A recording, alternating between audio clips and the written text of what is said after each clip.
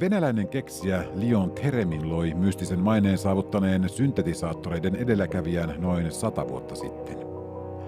Hänen omaa länsimaalaistettua nimeään kantavan soittimen hän patentoi vasta 1920-luvun lopulla asuessaan Amerikassa. Tiedot miehen myöhemmistä elämänvaiheista ovat epäselviä ja kiistanalaisia, mutta palattua Neuvostoliittoon 30-luvun lopulla hän joka tapauksessa päätyi vuosikausiksi Neuvostoliiton sotateknologian palvelukseen. Takaisin New Yorkiin mies pääsi vierailulle vasta 90-luvun alussa, vain hieman ennen kuolemaansa. Soittimeen liittyy tämmöinenkin huhu, että Leon Theremin olisi alun perin keksinyt sen varashälyttimeksi. Eli varas saapuu huoneistoon ja tämä soitin rupeaa sireenin lailla aiheuttamaan häiriötä.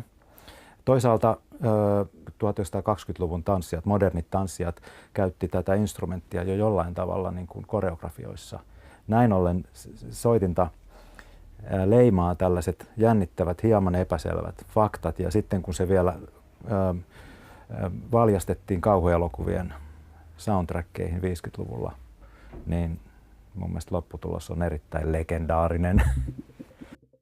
Theremin on yksi hyvin harvoista soittimista, jota soitetaan ilman fyysistä kosketusta. Tässä on 2 oskillaattoria, mutta ennen kaikkea tässä on 2 antennia.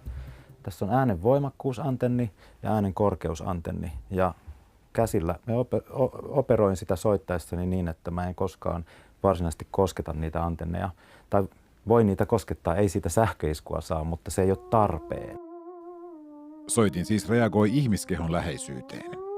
Mitä lähempänä käsi on äänenkorkeusantennia, sitä korkeampi ääni, ja mitä lähempänä toinen käsi on äänenvoimakkuusantennia, sitä hiljaisempi ääni. Muutamalla potikalla soitin hienosäädetään soittajan mieltymysten mukaiseksi. Thereminia pidetään yhtenä maailman vaikeimmin haltuun otettavista soittimista.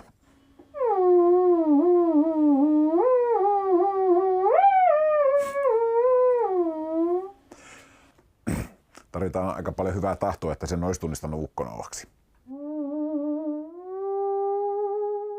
Thereminia on käytetty ja käytetään niin taidemusiikissa, jopa sinfoniaorkesterin soolosoittimena, kuin pop- ja rockmusiikissa. Kauhuleffojen ohella Thereminia voi elävien kuvien taustalla kuulla vaikkapa televisiosarjan Midsommerin murhat tunnussävelmässä. Toki sillä taittuu myös vaikkapa kansan- ja kansallislaulut, ja ihan soolona.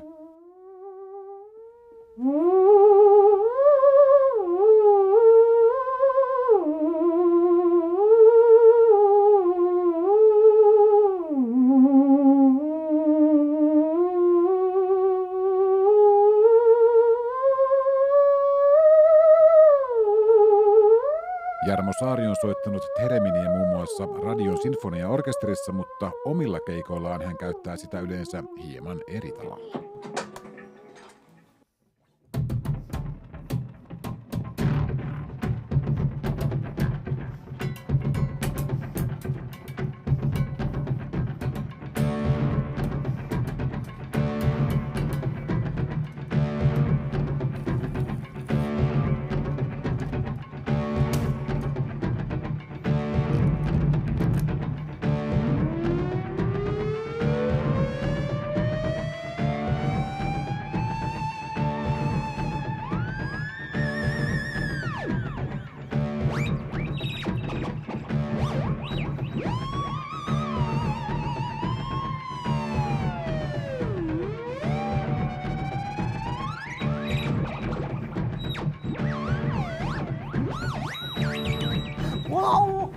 Järkyttävän hieno. Pasi, minkälaista duunia on kuoronjohtajan työ? Se on monipuolista duunia, se on älyttömän monipuolista. Siinä saa olla ihmisten kanssa ja samalla tehdä musiikkia.